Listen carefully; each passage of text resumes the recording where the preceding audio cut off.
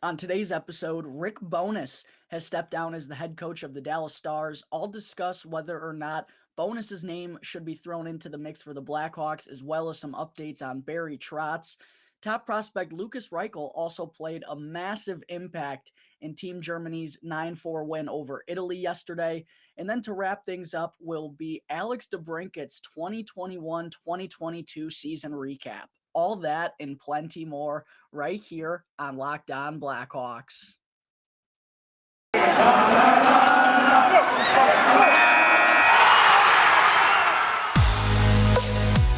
You're Locked On Blackhawks, your daily podcast on the Chicago Blackhawks. Part of the Locked On Podcast Network, your team every day.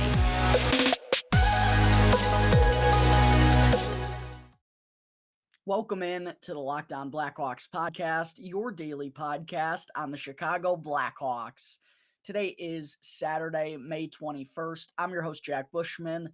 You can find me out on Twitter at JackBushman2, or you can also go and check out my Strictly Blackhawks account at Talkin' Hockey for all the latest Blackhawks news and updates. And if you're listening to the audio version of today's episode and you like what you're hearing, then please go and show some support first by following the podcast, which will only take a quick couple of seconds. Literally, just a quick click of the button will help me out tremendously.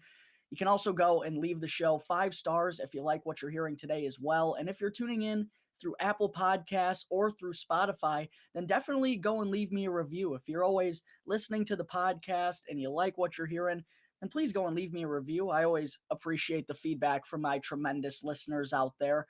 And best of all, it's 100% for free wherever you may be listening to your podcast, whether that be through Apple Podcasts, Odyssey, Spotify, Google Podcasts, etc. It's all 100% for free. And if you go and follow the show right now, then you'll be able to get the latest episode as soon as it comes out each day.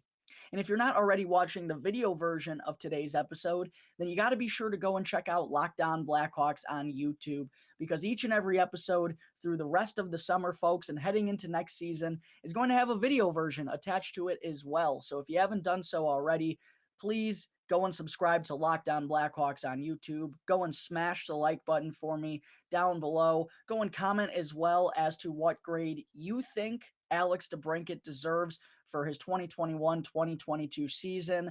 And go and turn on those push notifications as well. Go and ring that bell so that you can be notified when the episode gets uploaded to YouTube each and every day. All right, good afternoon, everyone. Thank you all for tuning into another episode of Locked On Blackhawks, your one-stop shop for all things Chicago Blackhawks, and for making the show your first listen here to kick off your weekend. I hope everybody is enjoying their Saturday so far here today.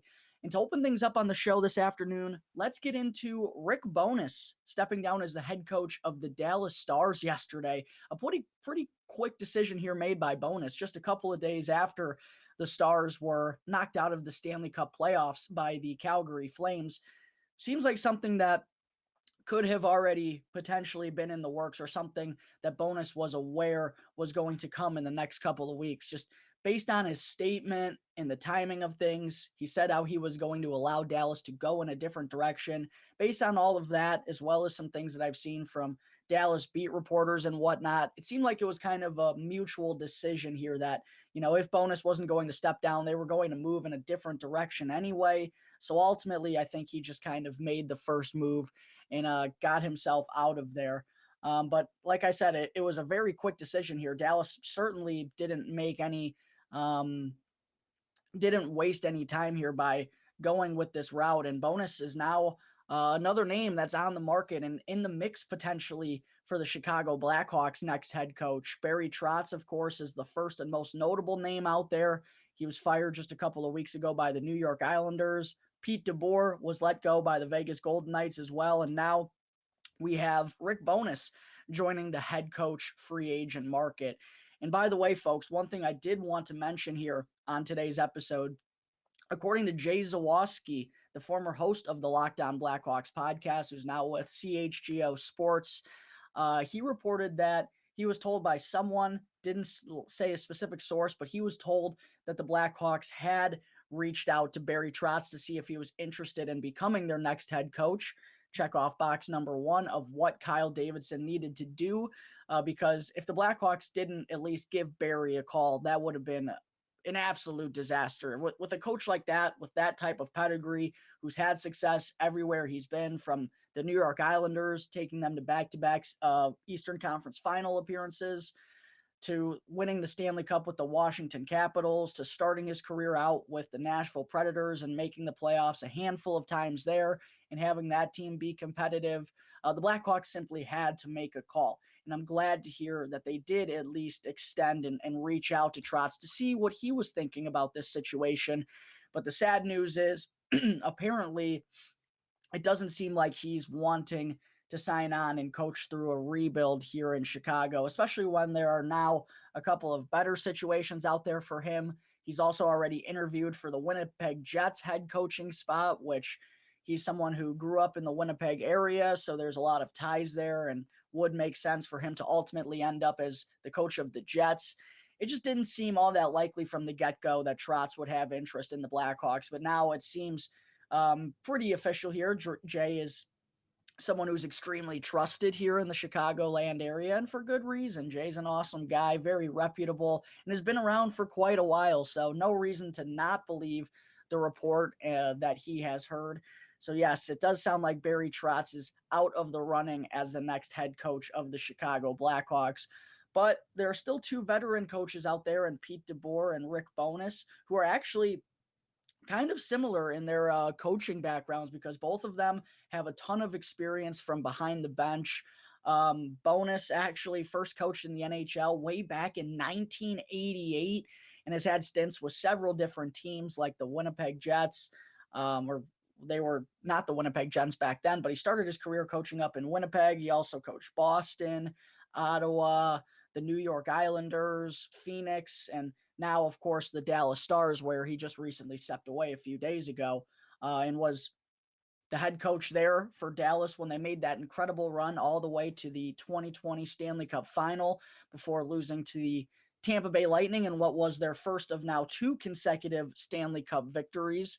But actually, one thing that I found kind of interesting, I was going over Bowness's coaching career yesterday, and aside from that 2010 squad that made it all the way to the Stanley Cup final, not a whole lot of playoff success out of Rick Bowness's teams. The only other time that he's reached even the conference final came way back in 1992, and he's also missed the playoffs 7 out of 10 times in the full seasons that he's coached from behind the bench. So not really a lot of success in the postseason out of Rick Bowness's teams.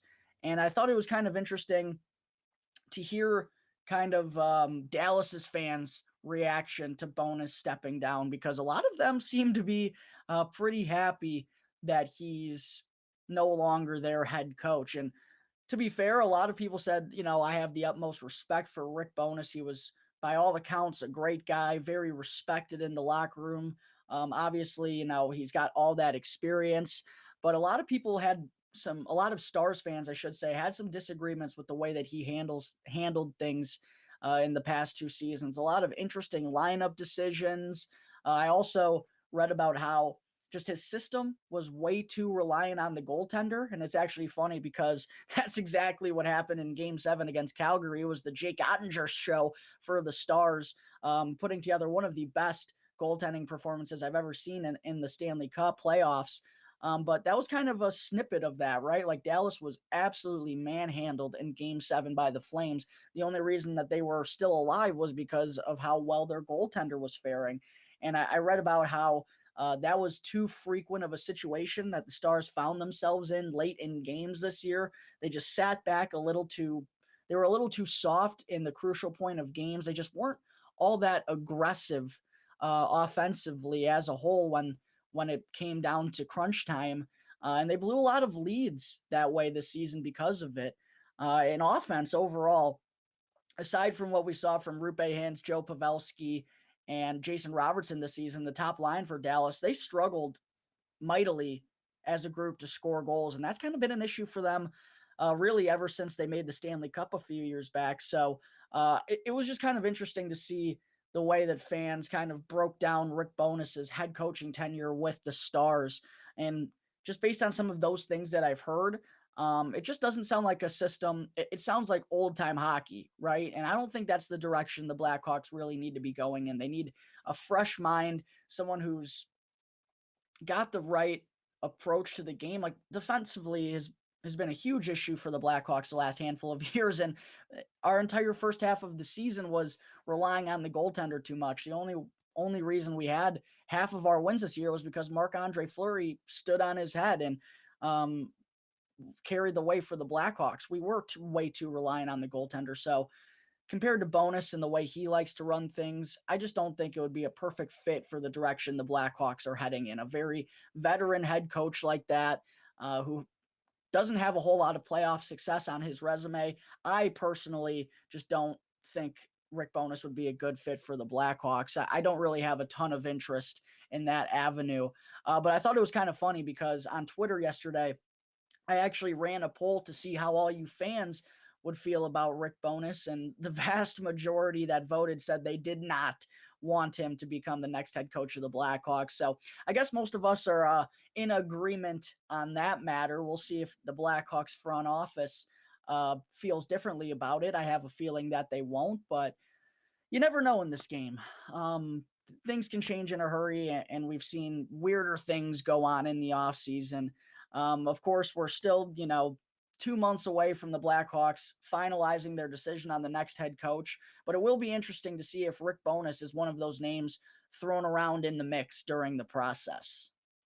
All right, there are some thoughts on Rick Bowness stepping down as the head coach of the Dallas Stars, as well as the Blackhawks showing some interest in hiring Barry Trotz. Coming up in just a moment, I will get into Lukas Reichel having a mammoth performance for Team Germany in their 9-4 win over Team Italy. But first, I need to talk to you all about BetOnline.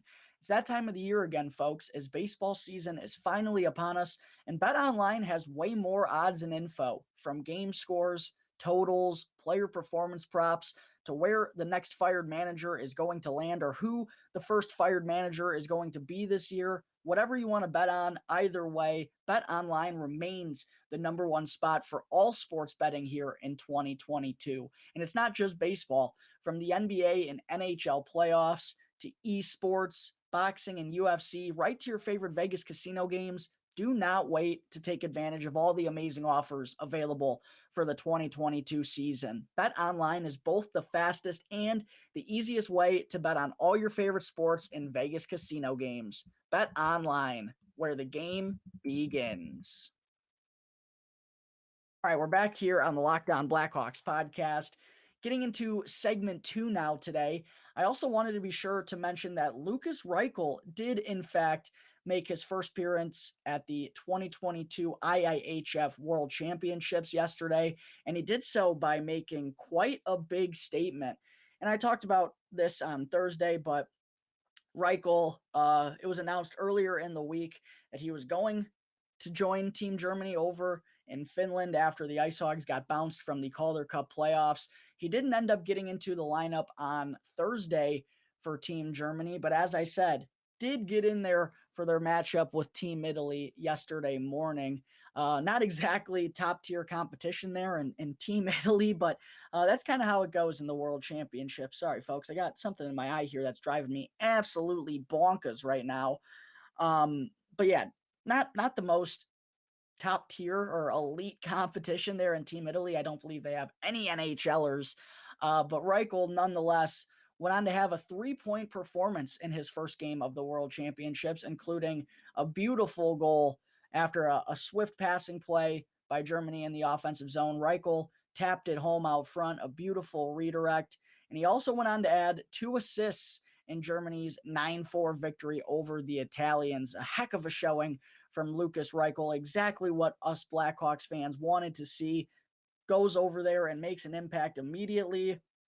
Played a pretty big role as well. He finished with just short of 16 minutes of ice time, probably playing somewhere in the middle 6, if I would have to imagine. But after having a 3-point game, I could definitely see old Lukas Reichel getting bumped up in the lineup for Germany.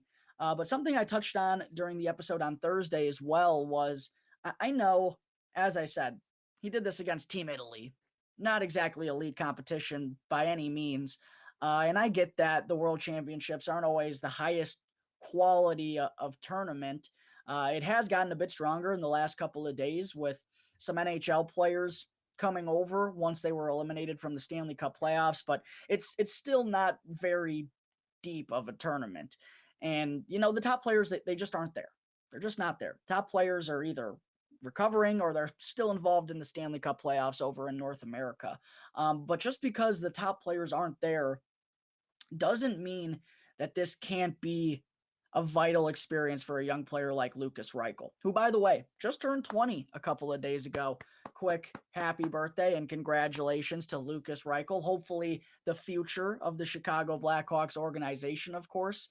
But this is a big opportunity for him where he's going to get good minutes. As I said, played just under 16 minutes on Friday morning. Hopefully he'll be getting a little bit of a boost up in the lineup, but he's getting some good minutes there. He's going to play a big role. I assume he's going to get some time on the power play and get some chances on the man advantage. And in his first game of action, he picked up right where he left off from the AHL playoffs. I know the Ice Hogs didn't have the offensive output that they would have liked to against the Chicago Wolves. I think they only scored 4 goals in those 3 games played, but all throughout the season, Reichel was a dominant offensive player at the AHL level, and he picked up right where he left off, as I said, in this game against Team Italy, a 3-point debut for Lukas Reichel here at the 2022 IIHF World Championship. And hey, Team Germany is now right in the mix of things there in Group A through their first 5 games. I believe they have 12 points, which is tied at the top with Switzerland and Canada at the moment. So they're certainly still in the mix at the World Championships, and Reichel is going to get a chance and an opportunity to play in some real meaningful games for his country coming up in the next couple of days. All right, there are some quick thoughts on Lukas Reichel's 3-point performance for Team Germany yesterday. Coming up in just a minute, I will get into Alex DeBrincat's 2021-2022 season recap. But first, I need to talk to you all about Built Bar, which is a protein bar that tastes just like a candy bar. Summer is coming, and you're going to need some food for being on the go. Well, Built Bars are the perfect snack to take with you everywhere you go. Throw them into your bags, throw them into your kids' backpacks, and make sure that everyone has a bar to be fueled for their summer adventures. And the best part about Built Bars is that they're both delicious and healthy. So there's no more sacrificing delicious food for health, because with Built Bar, you can have both. You can get the best of both worlds. And have you tried Built Bar Puffs yet? Because if not, then you're seriously missing out on one of the best tasting protein bars on the market, with flavors like banana cream pie, cinnamon churro, and birthday cake, which I just got a sample pack sent to me by Built Bar not all that long ago, and I'm currently averaging like 2 of these things a day. I throw them in the fridge, let them get a little bit cold, and it gives it that extra birthday cakey flavor. The sprinkles are nice and hard.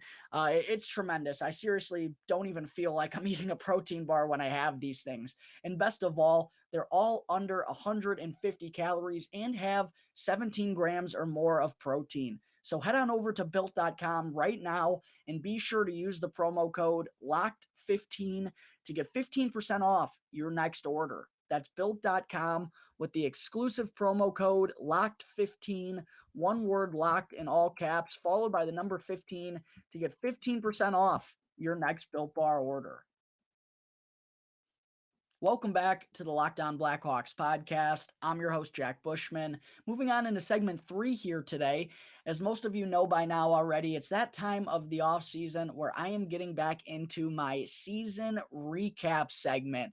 And yesterday, Patrick Kane was the man who led things off. If you haven't listened to that episode yet, folks, definitely be sure to go and do so in order to hear the grade that I gave out good old number 8 for his efforts this season. And on the show today, the second man who I will be giving a grade to for their performance this year is none other than Kaner's line mate forward Alex DeBrincat. And DeBrincat is also actually another guy who I've already kind of broken down here on the podcast in the past couple of days. Another quick plug. If you haven't done so already, be sure to go back and listen to the episode where I dished out my Blackhawks end of the season awards, such as Team MVP, Most Improved Player, Biggest Bust, and a couple of others as well. It was a ton of fun to hand out some of the awards. And as a little bit of a hint, Alex DeBrincat received one of them. So if you haven't done so already, definitely go back and give that episode a listen, because a lot of good info on some of these seasons from Chicago Blackhawks players. But DeBrincat, of course, getting into his season, set a ton of career highs across the board this year. 41 goals, ties a career high. 37 assists is a career best. 78 points as well. 14 power play goals sets a career high. So does 28 power play points. He was incredible. He and Kane were the offense all season long. The only two that remained productive and were somewhat consistent, at least throughout the course of the 82 game campaign. And I thought it was kind of funny because if you go and look at when they had their off nights, basically so did the Chicago Blackhawks. Like, go back and look at the game logs, and the games where neither Kane nor Alex DeBrincat finished with a point, usually the Blackhawks got shut out that night. So they were the entire offense all season long. That top line really carried the way. And for DeBrincat, it was just more of a reassurance this season that he is one of the top players in the entire NHL. For sure, one of the top goal scorers, and his playmaking was around a little bit more than we've seen it in the past. Excuse me. As I said, 37 assists is a career best, 78 points is a career best, nearly a point per game guy with 78 points in his 82 games played. I was really rooting for the Cat in those final games down the stretch to get over the point per game hump, but unfortunately just fell a little bit short. But one interesting tidbit that I found on DeBrincat's season, kind of like Patrick Kane, neither of those two really had efficient seasons in terms of shooting the puck. I mean, DeBrincat did still shoot a little bit over 15% this year, which certainly isn't bad by any means, but that's actually the second lowest shooting percentage that he's had in his 5-year NHL career. And he still found a way to pot 41 goals this season. I think that kind of tells you how special of a sniper Alex DeBrincat truly is, and also how often he was both shooting the puck and was on the ice for the Chicago Blackhawks. His 270 shots on goal this year was also a career best, as was his average time on ice of 20 minutes and 51 seconds. So career highs all over the board here for Alex DeBrincat. He also set career bests in terms of hits with 101, and also in takeaways was 67. So he wasn't just getting it done in the offensive zone. He was more physical than ever. He actually set his career best in hits by a large margin. And he was also, I think, a little bit more effective on the back check. And we saw that as a result of his takeaway to giveaway ratio, 67 takeaways as opposed to 47 giveaways out of DeBrincat this year. So all in all, I mean, in all areas, I really don't have any complaints about the type of season that Alex DeBrincat had. On the ice, he was nothing short of incredible. Offensively, I don't really even have to talk about it that much more. The numbers really speak for themselves. I also thought he took strides in his defensive game, and not only with his takeaways, but he was getting a lot more opportunities on the penalty kill with Derek King behind the bench.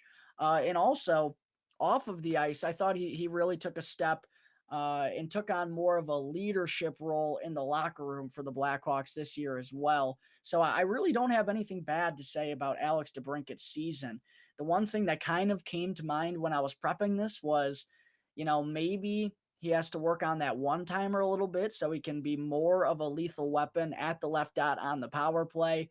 But at that point, I'm really just kind of nitpicking. So Alex DeBrincat, all in all, just an amazing season. And one thing that I think goes underappreciated about his game is how well he's been able to stay healthy so far throughout his career. He's been extremely durable. Once again, DeBrincat played in 82 games this season. And the only games that he's missed in his NHL career, there have been 5, and he missed them because of COVID-19. And he didn't even test positive. His roommate at the time, former Blackhawks defenseman Adam Boqvist, this occurred last year in the 56-game shortened season, but Boqvist tested positive for COVID-19, and since he was living with DeBrincat, the Cat was forced into quarantine.